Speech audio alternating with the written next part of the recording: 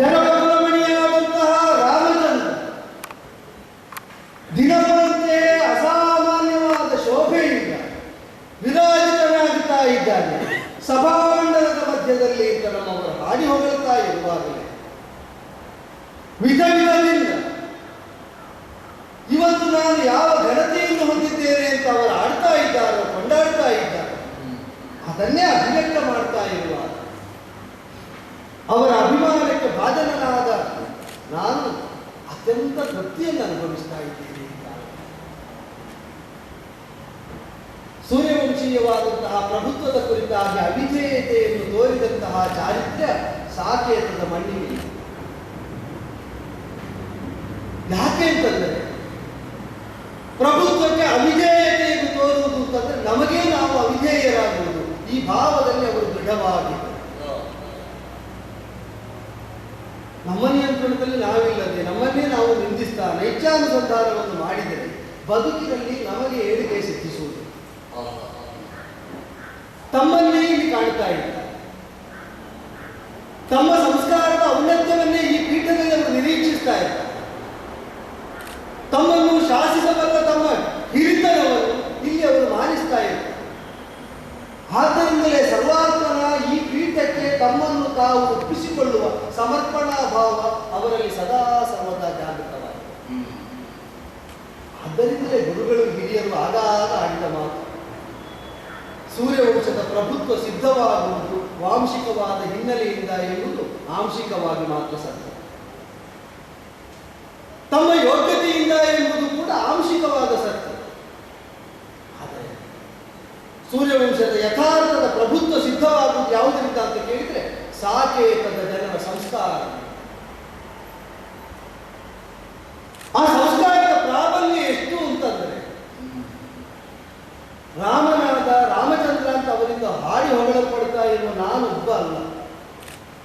ತಮ್ಮೊಳಗೆ ದೋಷದ ಲೇಷವಾದರೂ ಕಂಡರೆ ಅದನ್ನು ದೂರೀಕರಿಸದಿದ್ದರೆ ಈ ಪೀಠದಲ್ಲಿ ಕುಳಿತವರಿಗೆ ನಿದ್ರೆ ಬಂದಿದೆ, ವಿಶ್ರಾಂತರಾಗುವುದಕ್ಕಾಗುವುದಿಲ್ಲ. ಯಾಕಷ್ಟು ಆತಂಕಗೊಳ್ಳುತ್ತಾರೆ? ತಮ್ಮಲ್ಲೇ ದೋಷ ಕಂಡರೆ ಪ್ರಭುತ್ವ ಇಲ್ಲೋ, ಬಲ ಇಲ್ಲೋ, ಸಂಪನ್ನತೆ ಇಲ್ಲೋ, ಕೀರ್ತಿ ಇಲ್ಲೋ, ಇದೆಲ್ಲದರ ಬಲದಿಂದ ಧಕ್ಕೆ ಹೋಗುತ್ತದೆ ಅಂತ ಯಾಕೆ ಯೋಚಿಸುವುದಿಲ್ಲ? ತಮ್ಮಲ್ಲಿ ಲೇಷವಾದರೂ ಕಂಡದ್ದಿದ್ದರೆ ಅದು ಅವರಿಗೆ ಅಸಹ್ಯವಾಗುತ್ತದೆ ಎಂಬುದು ಒಂದಾದರೆ, ಇನ್ನೊಂದು ಇದೇ ವಿಸ್ತಾರವಾಗಿ ಅಲ್ಲಿ ಪ್ರಕಟಗೊಳ್ಳುತ್ತದೆ ಎಂಬ ಆಶಂಕೆ. ನಮ್ಮೊಳಗಿದ್ದ ದೋಷವನ್ನು ನಾವು ಸಹಿಸುವುದಕ್ಕೆ ತೊಡಗಿದರೆ ಜನಪದದಲ್ಲಿ ಆ ದೋಷಕ್ಕೂ ನಾವು ಅದನ್ನು ಸಹಿಸಬೇಕಾಗ್ತದೆ, ಶಾಸಿಸುವುದಕ್ಕಾಗುವುದು. ಜನಪದವನ್ನು ಶಾಸಿಸುವ ನೈತಿಕತೆಯನ್ನು ಸೂರ್ಯವಂಶೀಯ ಪ್ರಭುಗಳು ಹೇಗೆ ಹೊಂದುತ್ತಾರೆ ಅಂತ ಕೇಳಿದ್ರೆ ತಮ್ಮನ್ನೇ ತಾವು ದೃಢತರವಾಗಿ ಶಾಸಿಸ್ತಾ ಬರುವುದರ ಮೂಲಕ. ಆದ್ದರಿಂದ ತನ್ನಲ್ಲಿ ದೋಷ ಬಂದಾಗಲೂ ಪೀಠದಿಂದ ದೂರೀಕರಿಸಿದ ಪ್ರಭುಗಳು ಆಗಿ ಹೋಗಿದ್ದಾರೆ. ತಮ್ಮ ಸಂತಾನ ಪರಂಪರೆಯಲ್ಲಿ ದೋಷ ಬಂದಾಗಲೂ ಮಮಕಾರದಿಂದ ವಾತ್ಸಲ್ಯದಿಂದ ಅವರ ಜೊತೆ ಉಳಿಯದೆ ಅವರನ್ನಾದರೂ ಈ ಪೀಠಕ್ಕಾಗಿ ಪೀಠಾಧಿಪತ್ಯಕ್ಕಾಗಿ ದೂರೀಕರಿಸಿದ ಪ್ರಭುಗಳು ಈ ವಂಶದಲ್ಲಿ ಆಗಿ ಹೋಗಿದ್ದಾರೆ. ಆತ್ಮೀಯತೆಯಿಂದ ವಾತ್ಸಲ್ಯದಿಂದ ಎಷ್ಟು ಹತ್ತಿರದ ಅನುಬಂಧವೇ ಆಗಲಿ, ದೋಷಪೂರಿತವಾದರೆ ನನಗದು ತ್ಯಾಜ್ಯ ಎಂಬ ಭಾವದಲ್ಲಿ ಅವರಿದ್ದಾರೆ. ನಮಗೆ ಸಣ್ಣದಿರುವಾಗ ಗುರು ಹಿರಿಯರು ಮಾಡಿದ ಉಪದೇಶ ಅದೇ ಪ್ರಭಾವಶಾಲಿಯಾಗಿರ್ತದೆ. ಮಗು ನೀನು ಹೀಗೆ ಮಾಡಬೇಕು, ಹೀಗೇ ಮಾಡಬೇಕು, ಇಂಥದ್ದನ್ನು ಮಾಡಬಾರ್ದು, ಹೀಗೆ ಮಾಡಿದ್ರೆ ಇಂಥ ವಿಪರಿಣಾಮ ಆಗ್ತದೆ. ಇದು ಗುರು ಉಪದೇಶ. ಆದರೆ ಆ ಉಪದೇಶಕ್ಕೆ ಅನುಭವಗತವಾದ ಆ ಉಪದೇಶದ ಮಹತ್ವ ಏನು? ಇದು ತಾನಾಗಿ ವೇದ್ಯವಾಗ್ತದೆ. ವಸುಧಾಧಿಪತ್ಯವನ್ನು ಹೊಂದಿದ ಮೇಲೆ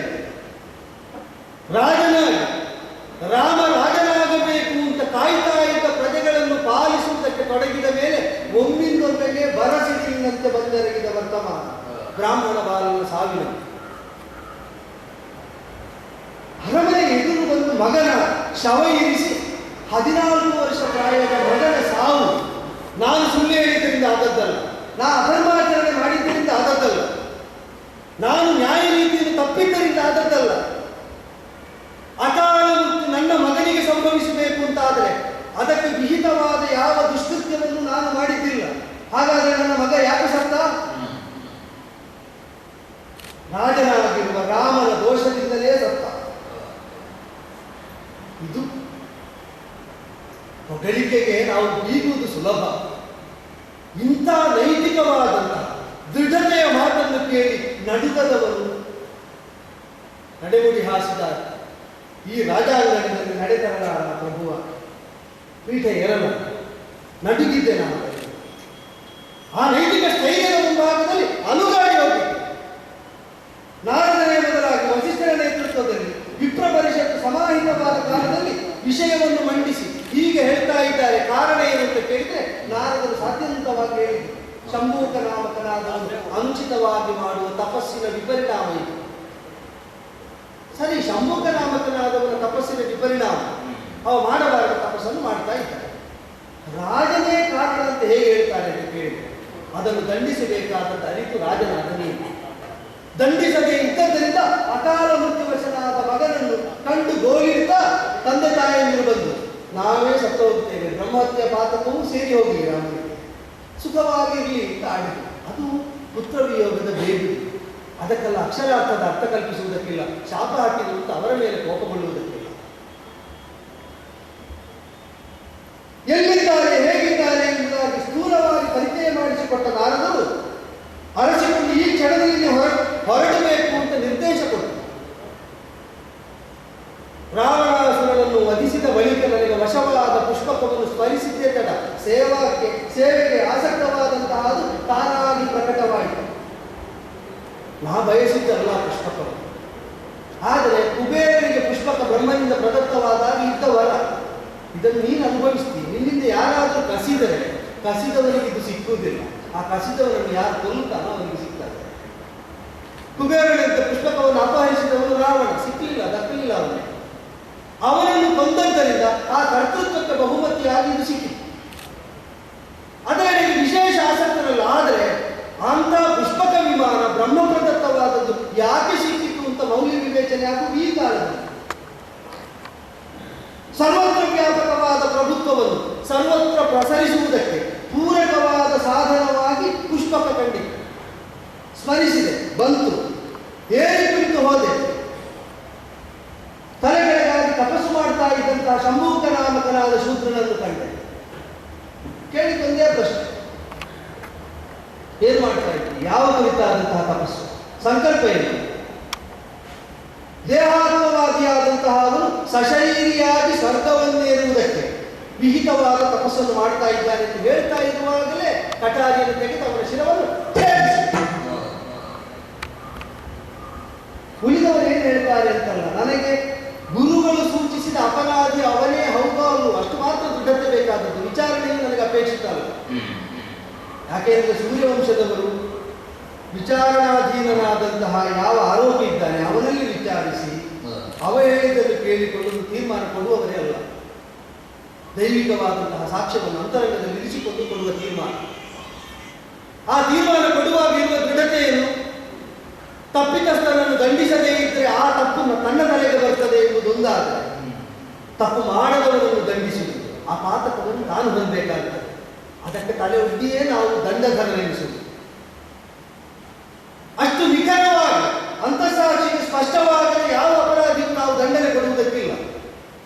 ಋಷಿ ಪರಿಷತ್ತು ಸೂಚಿಸಿದ ಮೇಲೆ ದೇಹಾತ್ಮವಾದವೆಂಬುದೇ ನಿಷಿದ್ಧ ಕರ್ಮ.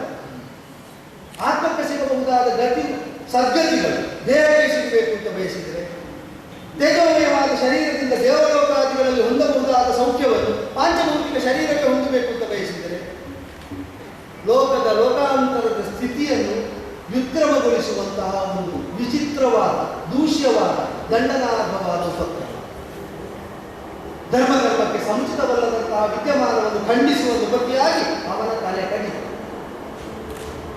ದೇವಾನುದೇವತೆಗಳು ಪ್ರತ್ಯಕ್ಷರಾದ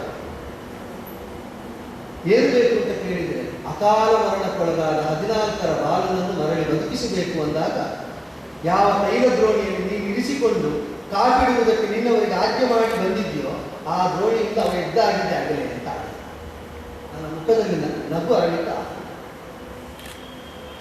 ಕೀರ್ತಿವಂತನಾದಂತ ಹರಸಿದ ಬಳಿಕ 12 ವರ್ಷಗಳ ಜಲಶಯ್ಯೆಯಲ್ಲಿದ್ದು ವಿಶಿಷ್ಟ ವ್ರತವನ್ನು ತಪವನ್ನು ಆಚರಿಸಿದ ಅಗಸ್ತ್ಯರು ಆ ವ್ರತ ಪರಿಸಮಾಪ್ತಿ ಮಾಡಿದ ಕಾಲ. ನೀನು ಬರ್ತೀಯ ಅಂತ ನಮ್ಮ ಜೊತೆಗೆ ಬಾ, ಅವನನ್ನು ಅಭಿನಂದಿಸುವುದಕ್ಕೆ ಹೊರಟಿದ್ದೇವೆ ನಾವು ಈ ತಾಯಿ ಜೊತೆಗೆ ಸಾಗಿದೆ. ದೇವಾನುದೇವತೆಗಳ ಸಂದರ್ಶನದಿಂದ ಪ್ರಭಾವಿತರಾದ ಅಗಸ್ತ್ಯರವರೆಲ್ಲರನ್ನೂ ಉಪಚರಿಸಿ ಬೀಳ್ಕೊಟ್ಟ ಮೇಲೆ ನನ್ನಲ್ಲೇ ಸುರುಚಿರವಾದ ಸಂಭಾಷಣೆಯನ್ನು ಬೆಳೆಸ್ತಾ ಬೆಳೆಸ್ತಾ ಮನಸೋಕ್ತವಾಗಿ ಹರಸಿದ ಮೇಲೆ ದಿವ್ಯಾಭರಣಗಳನ್ನು ತಂದು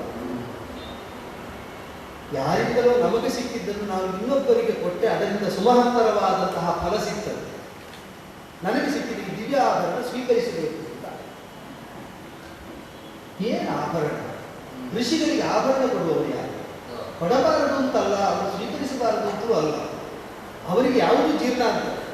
ಆದರೆ ಔಚಿತ್ಯ ಇಲ್ಲದೆ ಋಷಿಮುನಿಗಳಲ್ಲಿ ಅಂತಹ ಉಡುಗೊರೆಯನ್ನು ಯಾರು ಕೊಡ್ಲಿಕ್ಕಿಲ್ಲ. ಯಾಕೆ ಅಂತ ಕೇಳಿದರೆ ಒಂದು ಕಥೆ ಹೇಳಿ. ಸುದೇವನಾಮಕನಾದಂತಹ ವಿದರ್ಭರಾಜನ ಸೂರುಗಳಿಬ್ಬರ ಕಥೆ. ಶ್ವೇತ ಮತ್ತು ಸುರಥ ಧಾರ್ಮಿಕವಾದಂತಹ ಪ್ರಭುತ್ವದಲ್ಲಿ ಪಡೆದ ಮಕ್ಕಳನ್ನು ಬೆಳೆಸಿ ಹಿರಿಯವನಾದ ಶ್ವೇತನಿಗೆ ರಾಜ್ಯಾಧಿಕಾರವನ್ನು ವಹಿಸಿಕೊಟ್ಟು ತಾನು ವಾನಪ್ರಸ್ಥಿಯಾದ ದೇಹಾಂತರವನ್ನು ಹೊಂದಿದ ಕಾಲದಲ್ಲಿ ಧರ್ಮಕರ್ಮಾಚರಣೆಯಲ್ಲಿ ನಿರತನಾದ ಶ್ವೇತನಾಮಕನಾದ ಅರಸನಿಗೆ ತನ್ನ ಸಾವು ಯಾವುದು ಅಂತ ಮೊದಲೇ ಗೊತ್ತಾಯಿತು. ವಿರಕ್ತಿ ಬಂತು. ತಮ್ಮನಿಗೆ ಪಟ್ಟ ಕಟ್ಟಿದ, ಕಾಡಿಗೆ ಹೋದ, ತಪವನ್ನು ಆಚರಿಸಿದ ತಪಸ್ಸಿನ ಪ್ರಭಾವದಿಂದ ದೇಹಾನಂತರದಲ್ಲಿ ಬ್ರಹ್ಮಲೋಕ ಪ್ರಾಪ್ತಿಯಾಯಿತು. ಬ್ರಹ್ಮಲೋಕಕ್ಕೆ ಹೋದ ಮೇಲೆ ಹಸಿವು ಮತ್ತು ಬಾಯಾರಿಕೆ ಅವನನ್ನು ಪೀಡಿಸುವುದಕ್ಕೆ ತೊಡಗಿತು. ವಿಚಿತ್ರ ಆದದ್ದು ಚುತ್ಪಿಪಾಸಿಗಳಿಗೆ ಆ ಬಾಧೆಗೆ ಒಳಗಾಗದ ಸ್ಥಿತಿ ಬ್ರಹ್ಮಲೋಕದಲ್ಲಿದ್ದ ದಿವ್ಯ ಶರೀರಿಯಾದ ನನ್ನದ್ದು ಉಳಿದ ಯಾರಿಗೂ ಕಾಣುವುದಿಲ್ಲ. ಬ್ರಹ್ಮದೇವ ನನಗೆ ಮಾತ್ರ ಯಾಕೆ ಹೀಗೆ ಅಂತ ಕೇಳಿ, ನೀನು ಹೇಗೆ ತಪಸ್ಸು ಮಾಡಿದ್ದೀಯಂತೆ ನಿನ್ನ ದೇಹವನ್ನು ಚೆನ್ನಾಗಿ ಬೆಳೆಸ್ತಾ ತಪಸ್ಸು ಮಾಡಿ ಮರಣ ಬಂದಿದೆ ಅಂತ ನಿನಗೆ ವಿರಕ್ತಿ ಹುಟ್ಟಿದಂತೆ ಕಂಡದ್ದು ಮಾತ್ರ, ಬದುಕಿನಿಂದ ನೀನು ವಿರಕ್ತನಾಗಲಿಲ್ಲ. ದೇಹ ಪೋಷಣೆಯನ್ನು ದೃಢವಾಗಿ ಮಾಡ್ತಾ ಹೋದೆ.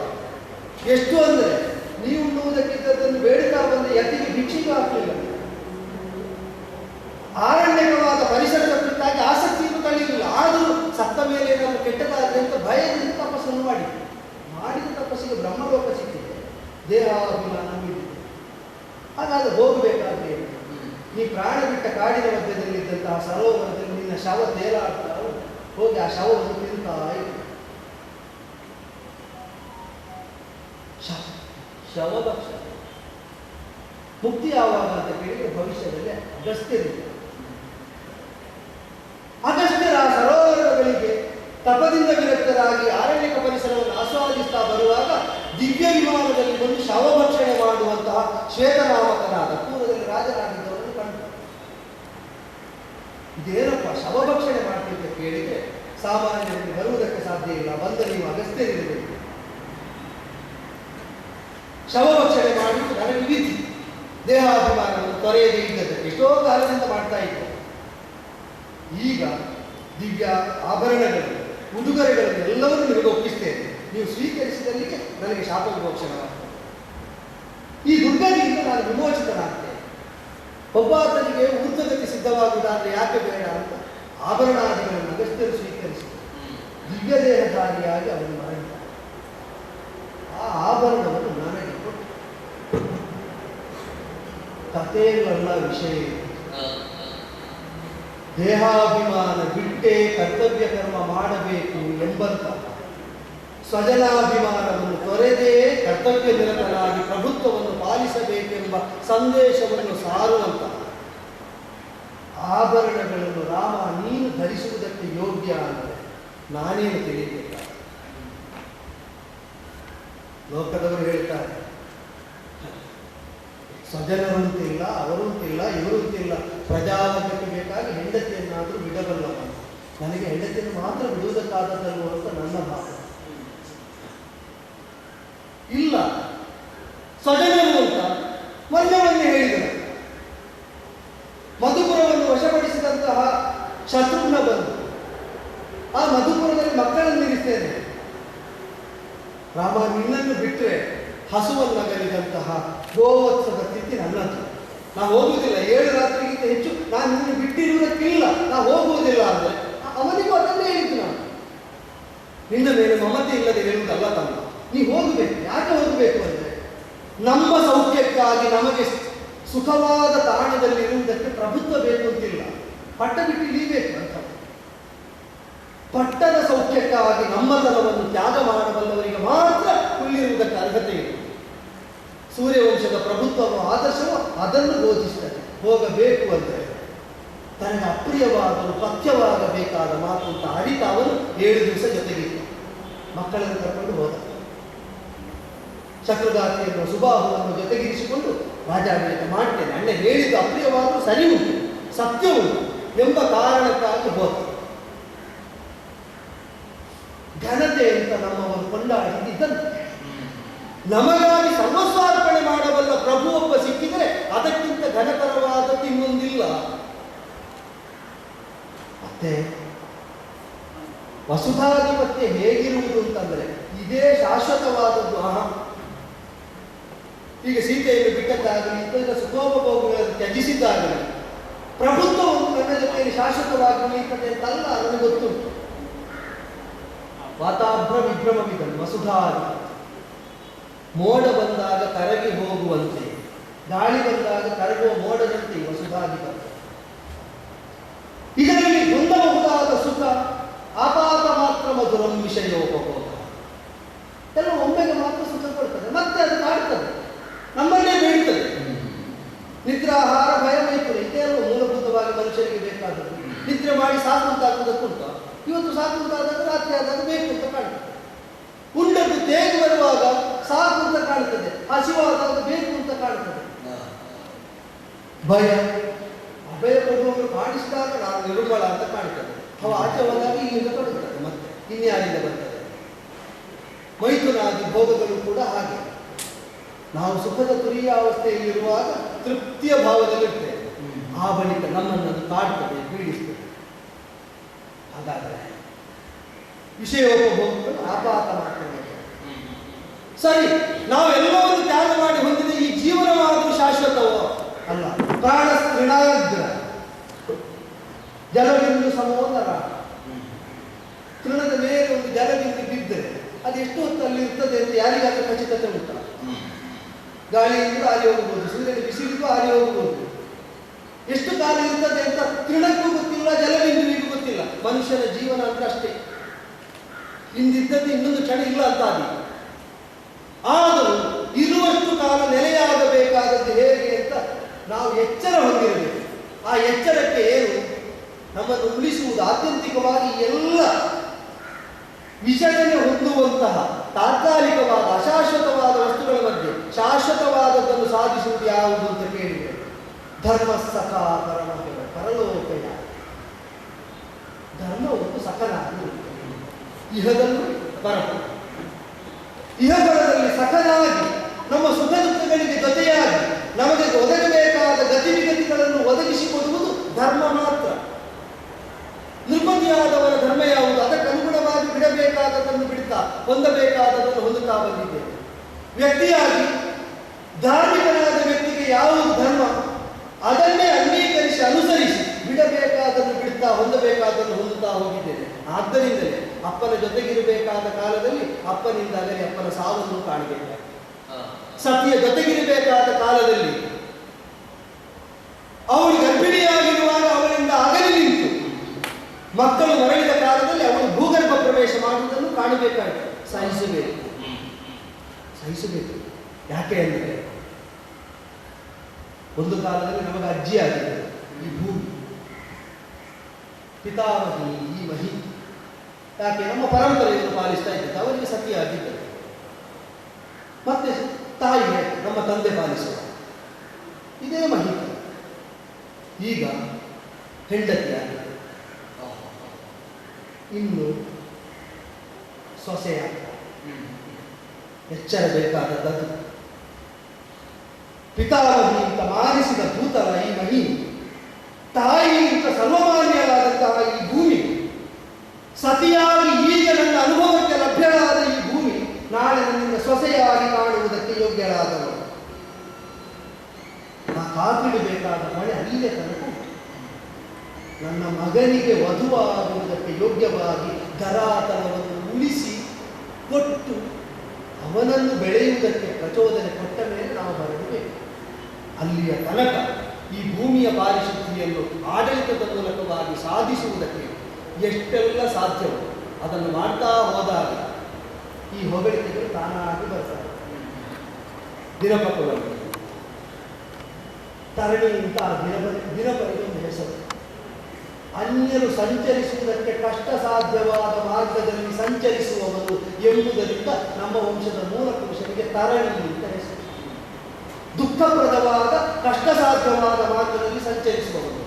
ಆ ವಂಶದಲ್ಲಿ ಹುಟ್ಟಿದ ನಾನು ಕಷ್ಟದ ಮಾರ್ಗ ಇದು ಬೇಡ ಅಂತ ಬಿಡ್ಲಿಕ್ಕುಂಟು. ನಮ್ಮ ವಂಶದ ಮೂಲ ಪುರುಷರ ಚರಿತ್ರೆ ಏನು? ಕಷ್ಟ ಆದರೂ ನಿನಗದು ಸರಿ, ಹೋಗು, ನಿನ್ನ ಹಿಂದಿನಿಂದ ಜನಪದ ಬರ್ತದೆ, ಮಾರ್ಗ ಹೊಸದಾಗಿ ತೆರೆದುಕೊಳ್ತದೆ. ಪ್ರೀತಿಯಿಂದ ಆದರಿಸಿದ ಗೌರವಿಸಿದ ಜನಪದದಲ್ಲಿ ರಾಮಾದರ್ಶ ಸರಿ ಅಂತ 4 ಮಂದಿ ನಡೆತಂದ್ರು ನಡೆದದ್ದು ಸಾರ್ಥಕ ಅಂತ ಆಗ್ತದೆ. ಆದ್ದರಿಂದ ನಡೆಯನ್ನು ಬಿಡುವುದಕ್ಕಿಲ್ಲ, ನುಡಿಯನ್ನು ತಪ್ಪುವುದಕ್ಕಿಲ್ಲ. ನಡೆನುಡಿಗಳ ಪಾರಿಶುದ್ಧಿಯನ್ನು ಕಾಪಿಡುವ ಹೊಣೆ ಅಹಂಕಾರದಿಂದ ನನ್ನದು ಅಂತ ತಿಳಿಯುವುದಕ್ಕೂ ಇಲ್ಲ. ನನ್ನೊಳಗಿದ್ದ ರಂಗನಾಥ ಸ್ವಾಮಿಯರು ಎಂಬ ಅನುಸಂಧಾನದಲ್ಲಿ ಎಂದಿನಂತೆಯೇ ಸಭಾಪ್ರವೇಶ ಮಾಡಿದ್ದೇನೆ, ಸಿಂಹಾಸನಾರೂಢನಾಗಿದ್ದೇನೆ. ಅಮಾತ್ಯರೇ, ಸಭಾ ಕಲಾಪ ತೊಡಗಿ